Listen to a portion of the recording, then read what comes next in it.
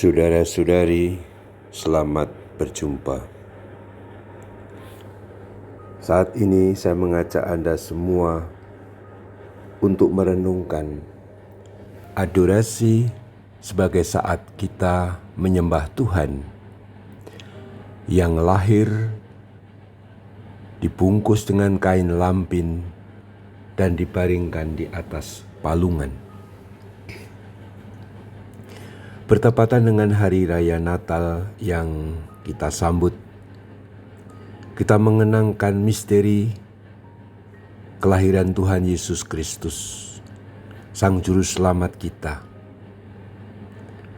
Salah satu tanda yang paling mencolok dalam perayaan-perayaan hari Natal adalah dibuatnya gua Natal. Dan kita lihat Yesus selalu ditempatkan di atas palungan, terbungkus dengan kain lampin. Palungan memang sudah menjadi terjemahan yang klasik. Tetapi aslinya dalam bahasa Yunani, fatne, itu menunjuk tempat makan hewan.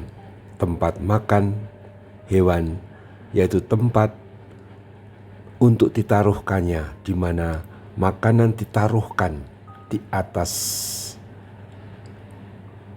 tempat makan itu, sehingga binatang-binatang piaraan seperti dalam konteks di Bethlehem itu domba-domba makan. Lukas memang sengaja dan sungguh-sungguh berpikir dan mau mewartakan Yesus yang lahir ini diletakkan di atas palungan. Karena palungan adalah tempat makan hewan. Dan kita tahu yang namanya hewan yang pada waktu itu makan di atas palungan, yaitu makanan entah rumput entah apa, adalah domba-domba. Maka penempatan Yesus di atas palungan sesudah lahir sebenarnya menunjuk pada Ekaristi sendiri. Mengapa? Karena palungan tempat makan hewan, di situ Yesus diletakkan di atasnya. Itu sebenarnya mengingatkan kita bahwa Yesus adalah Sang Gembala yang menyerahkan dirinya, nyawanya, untuk sahabat-sahabat, untuk umatnya. Dan dia mati di salib untuk keselamatan kita. Tetapi secara khusus dia pun mengatakan bahwa Tuhan Yesus itu dalam Yohanes 6 misalnya adalah roti kehidupan, yaitu makanan yang diberikan untuk domba-dombanya kita semua. Maka meletakkan atau Yesus dibaringkan di atas palungan itu simbolik sekali.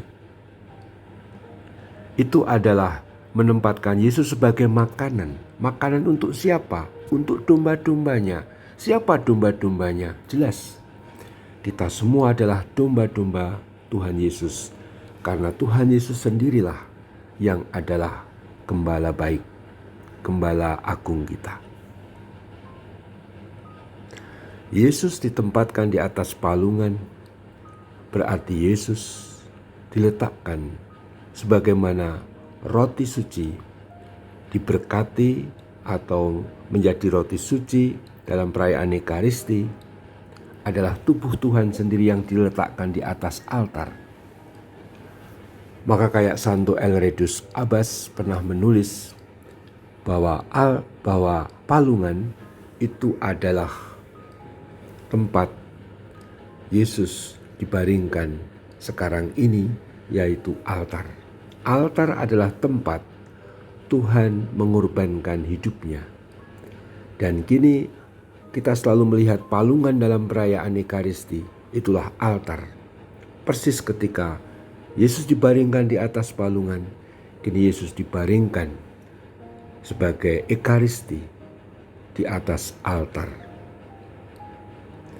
Maka menyambut hari raya Natal ini, sebenarnya bukan hanya perkara menyambut Sang Juru Selamat yang lahir di tengah kita, tapi pertama-tama juga menyambut Tuhan yang kita sembah di atas palungan, yaitu di atas altar, yaitu Ekaristi sendiri. Kita semua semoga menjadi yakin betapa perayaan Natal yang agung yang kita rayakan hari-hari ini selalu mengingatkan akan Tuhan Yesus yang dimuliakan justru dalam penderitaan dan kematiannya, dan dengan kebangkitannya kini dia bisa hadir dalam Ekaristi, dan itu adalah Yesus yang dibaringkan di atas palungan. Maka perayaan Natal yang kita rayakan adalah perayaan Ekaristi sendiri. Menyembah Tuhan dalam adorasi seperti kita lakukan, yang kita lakukan setiap hari, bahkan kita menyembah Kristus yang telah wafat dan bangkit, tapi yang semenjak kelahirannya sudah diwartakan sebagai Dia yang dibaringkan di atas palungan. Kain lampin menunjuk pada selubung sakramen, dan Yesus Sang Ekaristi itu diletakkan di atas palungan, sebagaimana halnya Yesus roti kehidupan, sakramen Maha Kudus diletakkan di atas altar setiap kali perayaan Ekaristi, dan juga setiap kali kita adorasi ditahtakan pada atau di dalam monstrans. Adorasi Hari Raya Natal ini membawa kita pada misteri perendahan Tuhan yang hadir di tengah kita dalam kemiskinannya. Di atas palungan dibaringkanlah Dia sebagaimana Yesus Sang Ekaristi diletakkan, dibaringkan di atas altar setiap perayaan Ekaristi itu sendiri. Kita syukuri Tuhan Yesus yang hadir di tengah kita. Kita muliakan Dia yang sejak lahirnya adalah Dia Sang Ekaristi yang menjadi makanan kita, yang membawa kita kepada Bapa dalam Roh Kudus dan mempersekutukan kita dengan Allah untuk selama-lamanya. Selamat Hari Raya Natal. Selamat kita menyembah Tuhan yang hadir dalam Ekaristi, sebagaimana Dia lahir di tengah kita, dibungkus atau diselubungi dengan kain lampin dan di atas dan diletakkan berbaring di atas palungan. Terpujilah Tuhan kita Yesus Kristus untuk selama-lamanya. Amin.